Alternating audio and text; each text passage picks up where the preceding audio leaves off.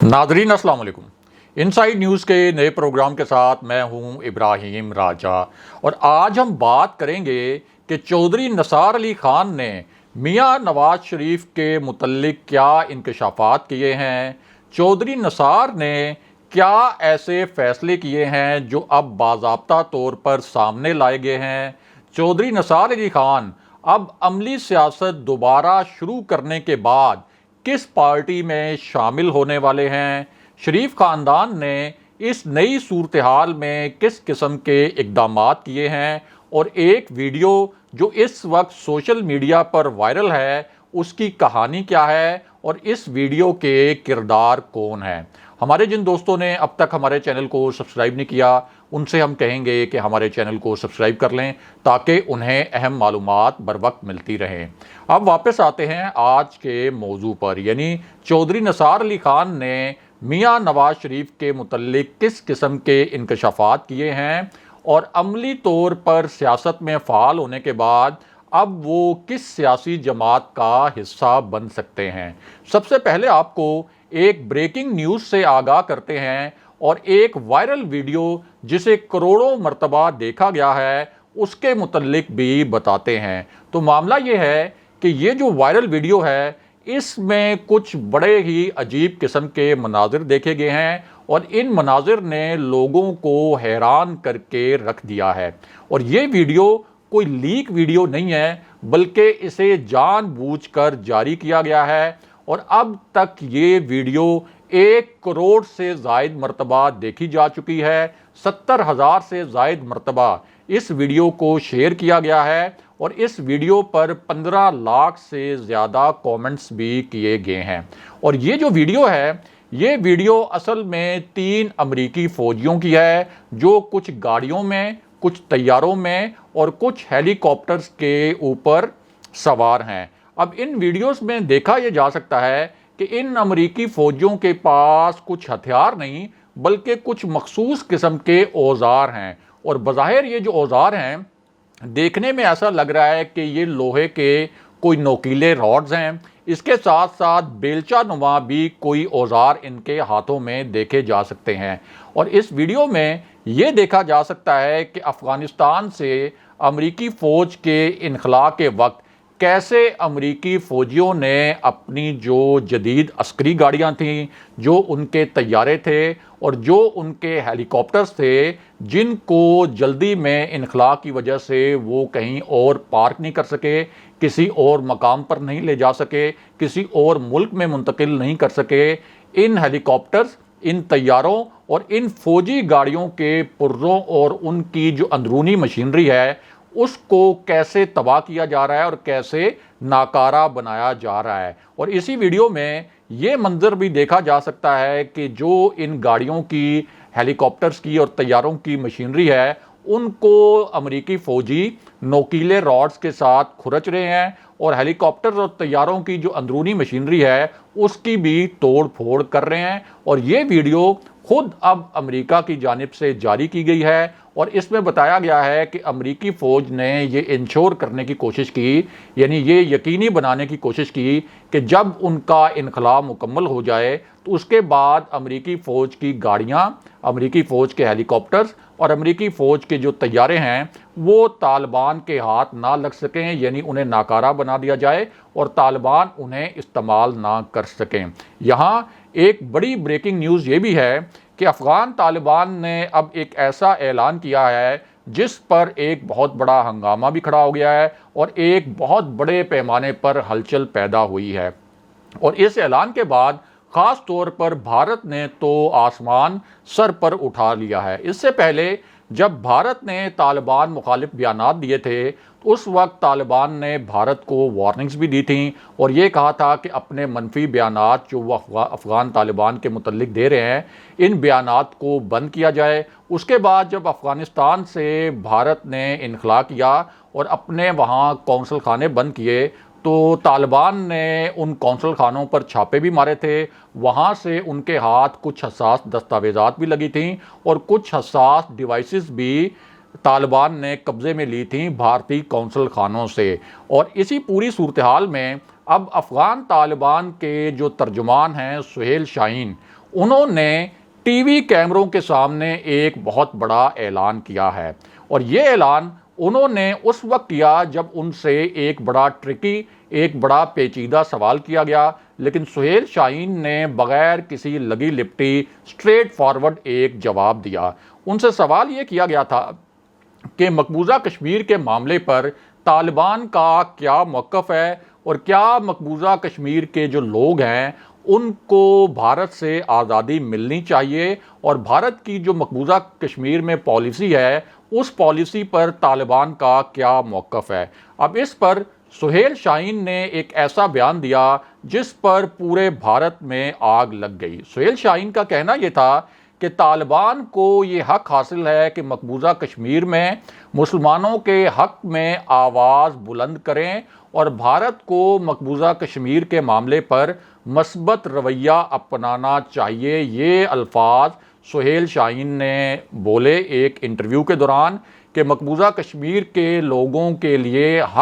ان کے لیے آواز بلند کرنا طالبان کا حق ہے۔ اب جب یہ ان کا سٹیٹمنٹ سامنے آیا ایک انٹرویو کے دوران، تو اس پر بھارت میں خاص طور پر جو بی جے پی کے سیاستدان ہیں، جو بہت انتہا پسندانہ سوچ بھی رکھتے ہیں، انہوں نے ہنگامہ کھڑا کر دیا، اور اب وہ اس قسم کے الزامات لگا رہے ہیں اور اس قسم کے دعوے کر رہے ہیں کہ طالبان اب مقبوضہ کشمیر میں بھی اپنے جنگجو داخل کرنے کا ارادہ رکھتے ہیں۔ یہاں ایک اور اہم خبر یہ بھی ہے کہ ذبیح اللہ مجاہد نے بھی ایک بڑا انکشاف کیا ہے، اور ان کا کہنا یہ ہے کہ چین نے حامی بھر لی ہے کہ وہ افغانستان میں بھاری سرمایہ کاری کرے گا۔ چین افغانستان کا پڑوسی اور سب سے اہم شراکت دار ہے۔ نیا افغانستان اپنی معیشت کی بحالی اور تعمیر نو کے لیے چین کی مدد لے گا، اور اس حوالے سے ایک سمجھوتا چین کے ساتھ طے پا گیا ہے۔ یہ ذبیح اللہ مجاہد نے باقاعدہ سٹیٹمنٹ دیا ہے۔ اس کے ساتھ ساتھ انہوں نے یہ بھی کہا کہ افغانستان میں تانبے کے وافر ذخائر موجود ہیں، اور یہ جو تانبے کے ذخائر ہیں ان کو تلاش کرنے کے لیے ہم چینی دوستوں کی مدد لیں گے، اور ہم چین کو عالمی منڈی تک رسائی کا پاسپورٹ سمجھتے ہیں۔ یہ الفاظ ان کے تھے جو انہوں نے ایک سٹیٹمنٹ میں یوز کیے۔ اس کے ساتھ ساتھ انہوں نے یہ بھی کہا کہ طالبان روس کے ساتھ بھی بڑے زبردست قسم کے سفارتی اور تجارتی تعلقات قائم کرنے کی خواہش رکھتا ہے، کیونکہ روس نے بھی جو افغانستان کی سچویشن تھی اس میں ہمارا بھرپور ساتھ دیا تھا۔ دوسری جانب افغانستان میں جو نئی حکومت کا اعلان ہونا تھا، جو اسی ہفتے میں ڈیو تھا، اب وہ اعلان اگلے ہفتے تک مؤخر کر دیا گیا ہے۔ یعنی افغانستان میں نئی حکومت کا اعلان جو اس ہفتے ہونا تھا وہ اس ہفتے نہیں ہوگا، بلکہ اب اگلے ہفتے ہوگا۔ اور یہاں کابل ایئرپورٹ کے حوالے سے بھی ایک اہم خبر ہے، اور وہ خبر یہ ہے کہ طالبان ترجمان نے اب تصدیق کی ہے کہ قطر اور ترکی کی مدد سے کابل سمیت افغانستان کے تمام جو ایئرپورٹس ہیں، تمام جو فضائی اڈے ہیں، ان کو دوبارہ فعال کیا جائے گا، کیونکہ اس وقت صورتحال افغانستان میں یہ ہے کہ جو طالبان ہیں انہوں نے کنٹرول تو سنبھال لیا ہے افغانستان کا، لیکن ان کے پاس وہ تکنیکی صلاحیت اور وہ تکنیکی تربیت نہیں ہے کہ وہ ان ایئرپورٹس کے اوپر فضائی آپریشنز جاری رکھ سکیں یا بحال کر سکیں۔ لیکن اب انہوں نے تصدیق کی ہے کہ ترکی اور قطر کی مدد سے یہ تمام جو ایئرپورٹس ہیں ان کو فعال کرنے کا ایک جو سمجھوتا ہے وہ طے پا گیا ہے۔ بہرحال اب واپس آتے ہیں چودھری نثار علی خان کے معاملے پر، اور یہ بھی آپ کو بتاتے ہیں کہ پہلی مرتبہ 3 سال کے بعد انہوں نے کیمروں کے سامنے کس قسم کے انکشافات کیے۔ ایک تو آپ کو بتائیں کہ چودھری نثار علی خان کا موقف یہ ہے کہ ڈان لیکس میں نون لیگ کے کچھ کردار واقعی شامل تھے، یعنی ان کا کردار ڈان لیکس کا جو سکینڈل آیا تھا اس میں واقعی ہی وہ شامل تھے، اور ان کا اشارہ میاں نواز شریف کی ایک قریبی شخصیت کی جانب تھا۔ یہی شخصیت اس وقت مریم نواز کی جو پوری ایک سیاسی حکمت عملی ہے اور جو ان کا ایک سیاسی روڈ میپ ہوتا ہے، وہ پورا سیاسی روڈ میپ بھی یہی شخصیت اس وقت طے کرتی ہے۔ یہ شخصیت اس وقت بھی میاں نواز شریف اور مریم نواز کے بہت قریب سمجھی جاتی ہے۔ تاہم شہباز شریف اس شخصیت کو مسلم لیگ نون کے اندر بہت ناپسند کرتے ہیں، اور چودھری نثار علی خان کا اشارہ یہ تھا کہ ڈان لیگز کا معاملہ ہو یا اسٹیبلشمنٹ مخالف بیانیے کا معاملہ، یعنی اسٹیبلشمنٹ مخالف نظریات کا معاملہ اور مسلم لیگ نون کو اسٹیبلشمنٹ مخالف پالیسی پر ڈالنے کا معاملہ، تو اس کے ذمہ دار پرویز رشید ہیں۔ دوسرا، چودھری نثار علی خان کا یہ موقف بھی ہے کہ نون لیگ کا جو اپنا نظریہ تھا، نون لیگ اس نظریے سے پیچھے ہٹی اور اس نے اپنا نظریہ محمود خان اچکزئی جیسے لوگوں کے ہاتھ ہائی جیک کروا لیا، جو کہ مسلم لیگ نون کا بطور جماعت کبھی بھی نظریہ نہیں رہا۔ یہ چودھری نثار علی خان کا موقف ہے، اور انہوں نے کہا کہ وہ ایسی مسلم لیگ کے ساتھ کسی صورت نہیں چل سکتے۔ چودھری نثار علی خان کا جو موقف ہے اس کا تیسرا پوائنٹ یہ ہے کہ وہ اپنا جو اگلا الیکشن ہے، یعنی 2023 کا الیکشن، یہ الیکشن وہ آزاد حیثیت میں نہیں لڑیں گے، وہ دوبارہ سیاست میں فعال ہونے جا رہے ہیں، کیونکہ وہ قومی سیاست میں کوئی بڑا کردار ادا کرنا چاہتے ہیں۔ لیکن یہاں ایک اہم معاملہ یہ ہے کہ انہوں نے یہ بھی عندیہ دیا ہے کہ 2023 کا الیکشن وہ کسی بھی صورت مسلم لیگ نون کے ٹکٹ پر نہیں لڑیں گے، یعنی وہ کسی پارٹی میں شامل ہو کر کسی پلیٹ فارم سے تو لڑیں گے، لیکن مسلم لیگ نون کا وہ ٹکٹ نہیں لیں گے۔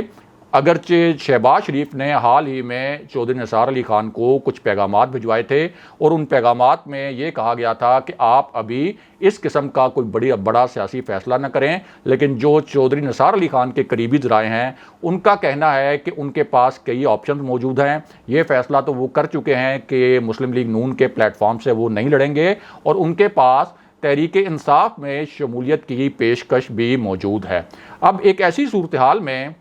جب چودھری نثار علی خان نے سیاست میں دوبارہ فعال ہونے کا فیصلہ بھی کر لیا ہے، پنجاب اسمبلی کی رکنیت کا انہوں نے حلف بھی اٹھایا، یعنی تقریباً 2.5 سال تک انہوں نے پنجاب اسمبلی کی رکنیت کا حلف نہیں اٹھایا تھا، اس کے بعد انہوں نے اپنی جو نشست تھی اس کے اوپر حلف بھی اٹھایا، اور اب انہوں نے باقاعدہ ٹی وی چینلز پر انٹرویو دینے بھی شروع کر دیے ہیں۔ اور ایک جو ابھی انہوں نے ریسنٹ ایک ٹی وی انٹرویو دیا ہے، اس میں چودھری نثار علی خان کا کیا کہنا ہے؟ ایک تو ان کا یہ کہنا ہے کہ ملا عبد الغنی برادر کی جب گرفتاری ہوئی پاکستان کے اندر، تو اس وقت انہوں نے ملا عبد الغنی برادر کو افغان حکومت کے حوالے کرنے کی شدید مخالفت کی تھی، اور ان کا موقف یہ تھا کہ ہمیں ملا عبد الغنی برادر کے ساتھ اچھا سلوک کرنا چاہیے اور انہیں پاکستان کا ہم نوا بنانا چاہیے۔ اب ان سے پوچھا یہ گیا کہ اس پوری صورتحال میں میاں نواز شریف کا کیا موقف تھا، پارٹی کے اندر اس حوالے سے کیا بات چیت ہوئی، اور میاں نواز شریف کی اس معاملے پر کیا رائے تھی۔ تو اس پر چودھری نثار علی خان کا جواب یہ تھا کہ یہ جو سوال ہے اس کا جواب تو میاں نواز شریف ہی دے سکتے ہیں، یا اس وقت کی جو عسکری قیادت ہے وہ ہی دے سکتی ہے، لیکن بٹوین دی لائنز ان کا تاثر یہ تھا کہ ملا عبد الغنی برادر کو افغان حکومت کے حوالے کرنے کا جو معاملہ ہے، میاں نواز شریف نے پارٹی کے اندر اس کی کوئی مخالفت نہیں کی تھی، اور دوسرا ان کا تاثر یہ تھا کہ میاں نواز شریف کے حوالے سے جو انہوں نے پہلے ایک موقف اپنایا تھا کہ مجھے پارٹی کے اندر آزادی اظہار جو ہے میرے لیے نہیں تھا، اور جب بھی میں نے اپنی رائے دینے کی کوشش کی پارٹی کے اندر، پارٹی کے ڈسپلن کے اندر رہتے ہوئے، تو اس کو بھی سراہا نہیں گیا بلکہ اس کی مذمت کی گئی، اور ایسا تاثر دیا گیا کہ شاید وہ پارٹی کی کوئی مخالفت کر رہے ہیں، حالانکہ جب تک وہ پارٹی میں موجود تھے انہوں نے کوشش یہ کی کہ پارٹی کے اندر اگر وہ کوئی مخالف رائے بھی دے رہے ہیں تو اس سے پارٹی کو فائدہ ہو۔ اگلے پروگرام تک کے لیے خدا حافظ۔